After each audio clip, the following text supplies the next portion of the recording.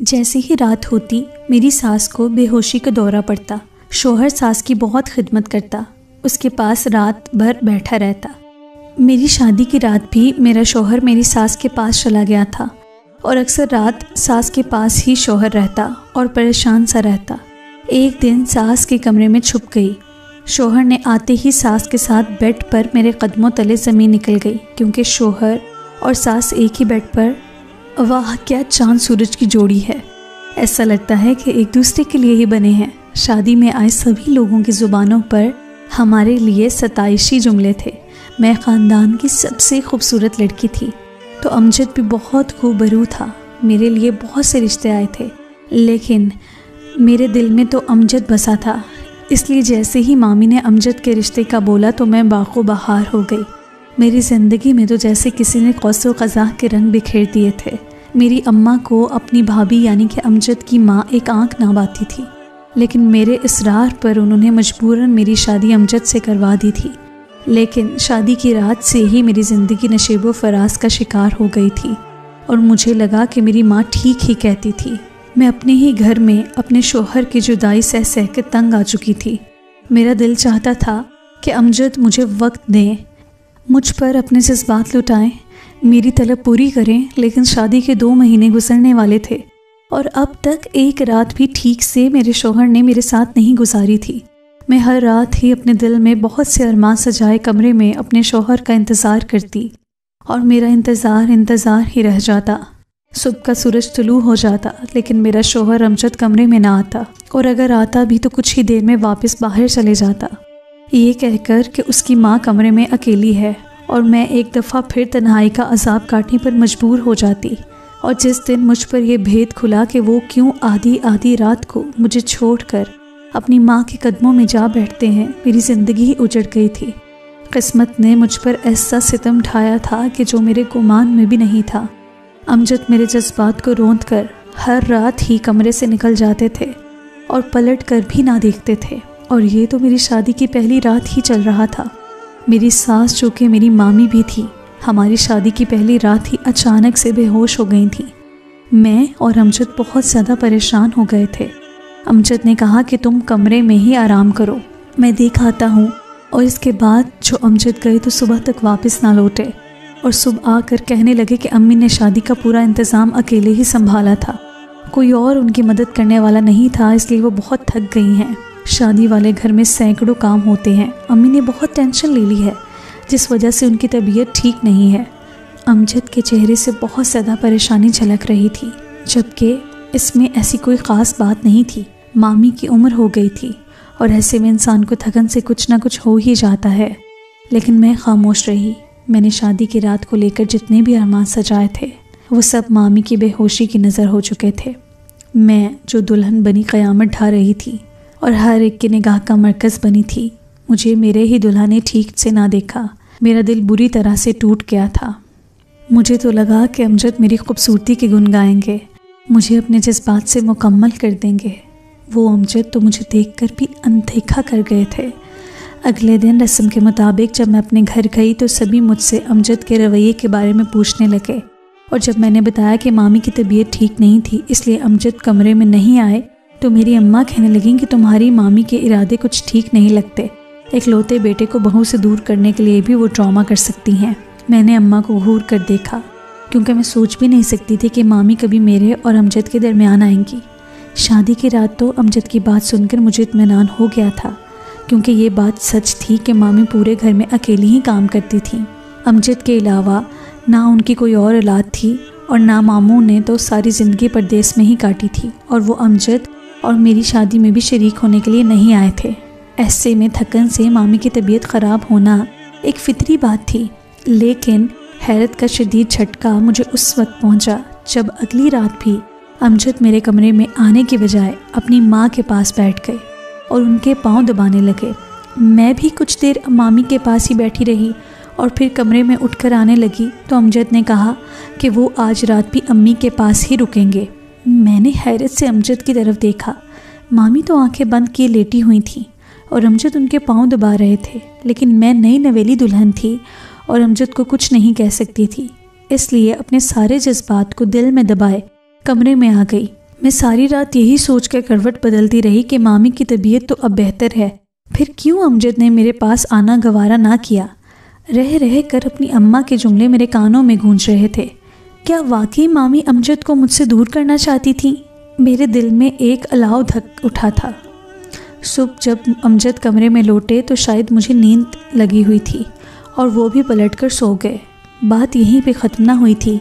दिन भर मामी बिल्कुल ठीक रहती थीं और मेरे साथ उनका रवैया भी बहुत अच्छा था, लेकिन अमजद के आते ही वो कमरे में लेट जाती थीं और बहुत थकी थकी दिखाई देती थीं, जैसे उन्हें कोई बहुत बड़ा दुख हो या फिर बीमार हो। जबकि शादी के अगले दिन से ही मामी की तबीयत को मद्देनज़र रखते हुए मैंने घर की तमाम जिम्मेदारियां संभाल ली थीं। अगले ही दिन मशीन लगाकर कपड़े धोने से मेरे हाथों की मेहंदी भी छूट गई थी, लेकिन मुझे मामी की सेहत का ख्याल था। अमजद ने सिर्फ एक नज़र मेरी उतरी हुई मेहंदी पर डाली थी, लेकिन एक लफ्ज़ भी नहीं कहा था। मुझे यकीन था कि अमजद को इस बात का एहसास ज़रूर होगा कि मैं नई नवेली दुल्हन के होने के बावजूद भी सारा घर अच्छे से संभाल रही हूँ। लेकिन अमजद ने सब कुछ देखते हुए भी कोई ऐसी बात नहीं कही थी जिससे मुझे पजीराई मिलती। वो मुझसे दूर दूर खिंचे खिंचे रहते। हमारी शादी के बाद की तीसरी रात आ गई और अमजद फिर भी कमरे में ना आए, तो मैं सारे कमरे में यहाँ से वहाँ जले पाँव बिल्ली की तरह चक्कर काटने लगी। हर लड़की की तरह मेरे भी बहुत से अरमान थे। मैं भी अपने शौहर के साथ एक खुशगवार अज़दवाजी ज़िंदगी गुजारना चाहती थी। मैं भी बहुत से सपने अपने साथ लेकर अपने ससुराल आई थी, लेकिन मुझे क्या खबर थी कि मुझे हर रात एक अनदेखी आग में जलना होगा। मेरे जज्बात बेकाबू हो रहे थे, लेकिन अमजद को तो जैसे कोई परवाह ही नहीं थी। सारी रात यूं ही कमरे में चक्कर काट काट कर सुबह हो गई थी और हस्बे मामूल अमजद सुबह ही कमरे में आते तो मैंने एक तीखी नज़र उन पर डाली तो वो मुझसे नज़रें चुराते हुए बिस्तर पर लेटने लगे। मैंने कहा कि अमजद, आखिर आप मुझसे शादी करके क्यों लाए हैं, अगर आपको अपनी माँ के साथ ही वक्त गुजारना था। ये सुनते ही अमजद उठकर बैठ गए और कहने लगे कि बकवास ना करो, झगड़ा करना चाहती हो। मैंने कहा कि इसमें झगड़ने की क्या बात है, मेरे भी कुछ जज्बात हैं, कुछ हुकूक हैं आप पर। क्या आपको एहसास है कि मैं किस तरह एक एक रात तड़प तड़प कर काट रही हूँ? आपके साथ के लिए मेरा दिल कितना बेचैन है, लेकिन आपको तो मेरे एहसासात की कोई फिक्र ही नहीं। मेरी बात सुनते ही जैसे अमजद को तो पतंगे लग गए और वो कहने लगे कि शाहिदा, अपने जज्बात पर काबू रखो, मैं तुम्हारा ही शौहर हूँ, कहीं भाग कर नहीं जाऊँगा, और अगर इतने ही मसले हैं मुझसे तो अपनी माँ के घर वापस चली जाओ। मेरी माँ बीमार है, लेकिन तुम्हें इस बात का ज़रा भी एहसास नहीं। ये सुनकर मेरी आंखों में आंसू आने लगे।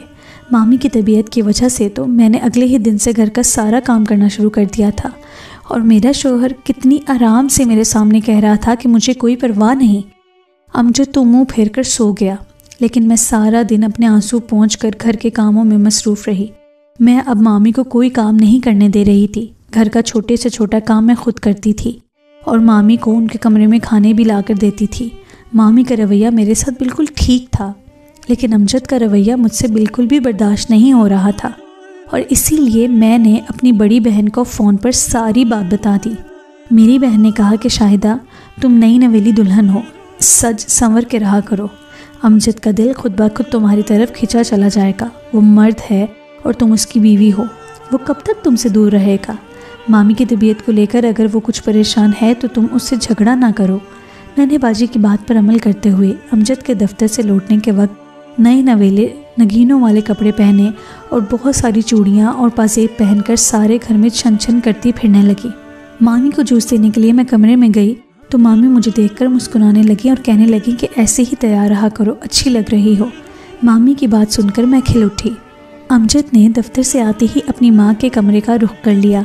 मैंने उन्हें आता हुआ देख लिया था, इसलिए फ़ौरन बावर्ची खाने में गई और 2 कप चाय बनाने लगी। मैंने सोचा था कि आज अच्छे माहौल में बैठकर उनके साथ चाय पीऊँगी। आज सुबह से मौसम बहुत खुशगवार था, बादल छाए हुए थे और किसी भी वक्त बारिश का इम्कान था। मैंने चाय के साथ साथ ही थोड़े से पकोड़े भी बना लिए थे।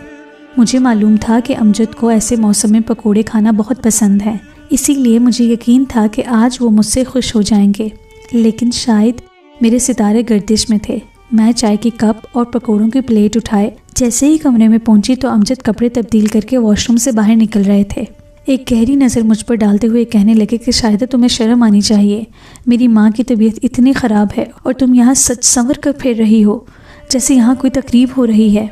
मैंने हैरत से पूछा कि अभी तक तो मामी की तबीयत बिल्कुल ठीक थी, मैं खुद उन्हें जूस देकर आई थी, अब अचानक क्या हो गया है। मेरी बात सुनकर तो अमजद गुस्से में लाल हो गए और कहने लगे, तुम्हें शर्म आनी चाहिए, ये जानते हुए भी कि अम्मी को शुगर है, तुमने चीनी डालकर उन्हें जूस पकड़ा दिया। उनकी शुगर बहुत ऊपर चली गई थी और जब मैं दफ्तर से लौटा तो वो अपने कमरे में बेहोश थीं। अगर मैं वक्त पर उनके कमरे में ना आता तो उन्हें कुछ भी हो सकता था। अमजद की बात ने तो मुझे एकदम से हैरत में डाल दिया था, क्योंकि मुझे मालूम था कि मामी को शुगर है और इसीलिए मैंने बगैर चीनी डाले ही उनके लिए जूस तैयार किया था। और जब यही बात मैंने अमजद के सामने कही तो वो एकदम ही आपे से बाहर हो गया और कहने लगे कि तुम तो मेरी माँ को ही गलत कहना। मेरी तैयारियों ने तो जल्दी पर तेल का काम किया था। अमजद ने ना चाय पी और ना ही पकौड़ों की प्लेट की तरफ देखा और निकलकर मामी के कमरे में चले गए थे और मुझे एक दफ़ा फिर अपने पीछे आंसू बहाने के लिए छोड़ गए थे। मुझे यकीन हो गया था कि मामी कभी मेरे घर बसने नहीं देंगी।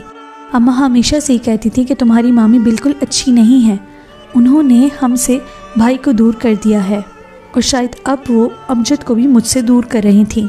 उन्हें अपने घर में मेरा वजूद खटक रहा था। मैंने भी अब हालात से समझौता करना शुरू कर दिया था। अगले 2 दिन के बाद अमजद ने रात कमरे में गुजारी थी, लेकिन उनका मेरे साथ रवैया बहुत सर्द था। मैं खामोशी से सब कुछ बर्दाश्त कर रही थी, क्योंकि मैं जान गई थी कि अमजद की नज़र में मेरी कोई औकात नहीं है। अमजद कभी अपनी माँ के पास रात गुजारते तो कभी मेरे पास। दफ्तर से आते ही वो घंटों अपनी माँ के कमरे में बैठकर उनके पाँव दबाते, उनकी खिदमत करते। इस बात में कोई शक नहीं था कि अमजद अपनी माँ के बहुत अच्छे बेटे थे, लेकिन वो एक अच्छे शौहर साबित ना हो सके थे। अमजद का रवैया मेरे साथ अब पहले जैसा तो नहीं रहा था, लेकिन फिर भी हमारे दरमियान एक खला आ गया था जो शायद अब कभी पूर्ण नहीं हो सकता था। अमजद अक्सर ही कुछ परेशान दिखाई देते थे, लेकिन मुझ में इतनी हिम्मत नहीं थी कि मैं उनसे कोई भी सवाल करके अपनी शामत बुलवाती। अमजद को तो मेरी सीधी बात भी उल्टी लगती थी, लेकिन एक बीवी होने के नाते मुझसे अपने शौहर की परेशानी देखी नहीं जाती थी। मुझे समझ नहीं आ रहा था कि मैं किस तरह से अपने शौहर की परेशानी का पता लगाऊं, लेकिन मुझे इतना अंदाज़ा ज़रूर था कि मेरे शौहर ने अपनी परेशानी की वजह मामी को ज़रूर बताई होगी। यकीनन अगर मैं मामी से ये बात पूछती तो यही कहती कि अपने शौहर से पूछ लो। इसीलिए मैंने सोचा कि अपने शौहर के दफ्तर से आने से पहले क्यों न मैं मामी के कमरे में ही छुप जाऊं। दफ्तर से लौटते ही वो सबसे पहले अपनी माँ के कमरे में ही जाएंगे और यकीनन अपनी परेशानी के बारे में कोई ना कोई बात ज़रूर करेंगे और मामी भी उनके कान ज़रूर मेरे ख़िलाफ़ भरेंगी, तो मैं उन्हें भी अब रंगे हाथों पकड़ लूँगी। मैं एक तीर से 2 शिकार करने का सोच रही थी। मामी दोपहर का खाना खाने के बाद सो जाया करती थीं और फिर अमजद के आने पर ही उठती थीं।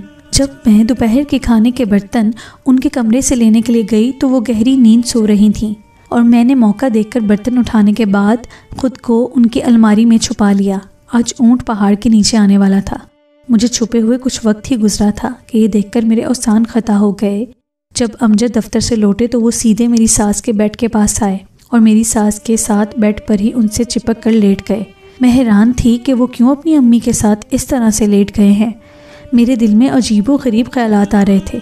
मैं छुपके से उन दोनों को देख रही थी और मुझे लग रहा था कि मैं सब बर्दाश्त नहीं कर पाऊंगी कि जब ही अमजद ने अपनी माँ से ऐसी बात कही कि मेरे कदमों तले से ज़मीन निकल गई। मैं सोच भी नहीं सकती थी कि मुझे ऐसा भी कुछ सुनने को मिलेगा। मामी उठकर बैठ गई थी और अमजद उनकी गोद में सर रखकर लेट गए थे।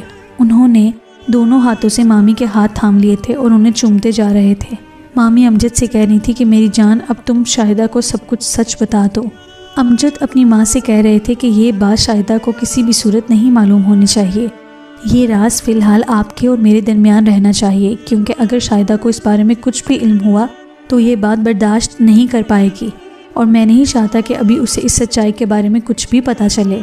मैं डॉक्टर से बात कर रहा हूँ, हम इस मसले को जल्दी हल कर लेंगे और शाहिदा तक ये बात जाने ही नहीं देंगे। अमजद की बातों ने तो अजीब शशोपंच में मुब्तला कर दिया था। वो अपनी माँ के साथ मिलकर ना जाने क्या कर रहा था कि जिसे मुझसे छुपा रहा था। पता नहीं क्यों, लेकिन मुझे रहकर ही ख्याल आ रहा था कि वो दोनों किसी गलत काम में मुब्तला है और इसीलिए मुझसे पर्दापोशी की जा रही है। मामू तो सालों से बाहर थे और अभी भी वापस नहीं लौटे थे। न जाने इन दोनों माँ बेटे ने पीछे क्या क्या गुल खिलाए थे।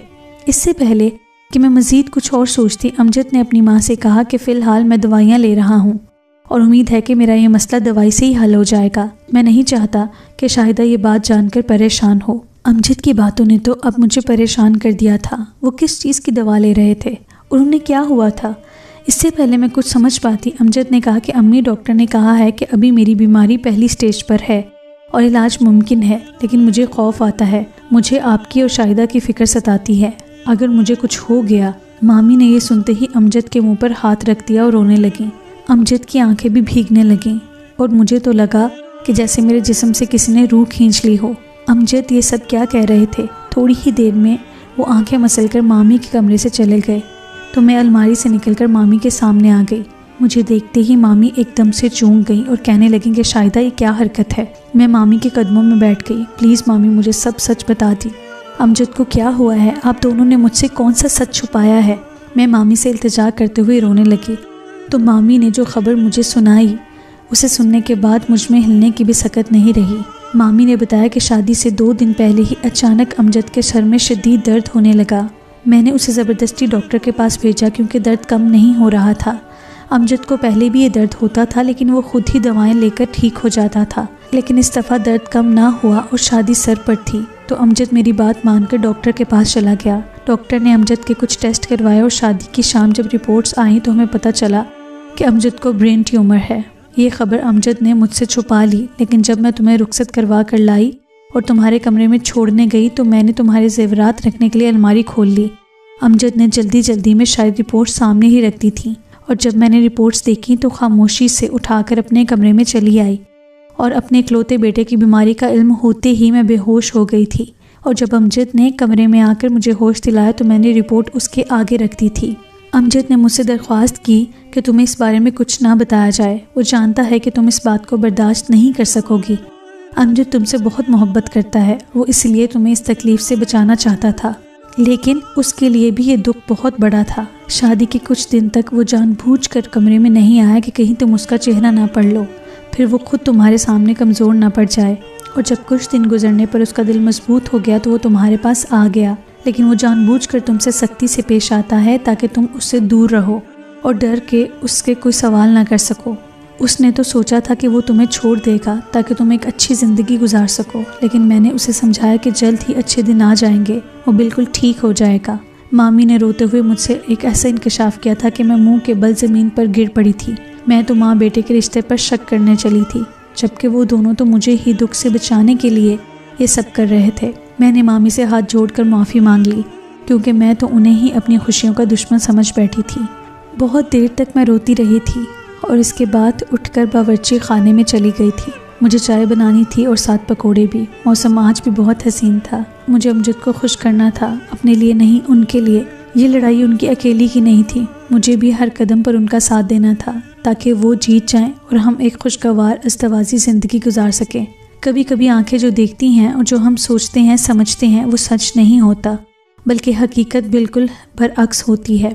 अगर मुझ में सच्चाई जाने बिना ही अपनी मामी को गलत करार दे देती या जज्बात में बहकर अमजद से कोई ऐसी बात कह जाती तो सच का पता चलने पर मैं कभी अमजद से नज़रें ना मिला पाती। तो दोस्तों, ये आज की कहानी थी। उम्मीद है कि आपको ये कहानी पसंद आई होगी। अगर अच्छी लगी है तो इस चैनल को सब्सक्राइब कीजिए और इस वीडियो को लाइक कीजिए। बहुत शुक्रिया।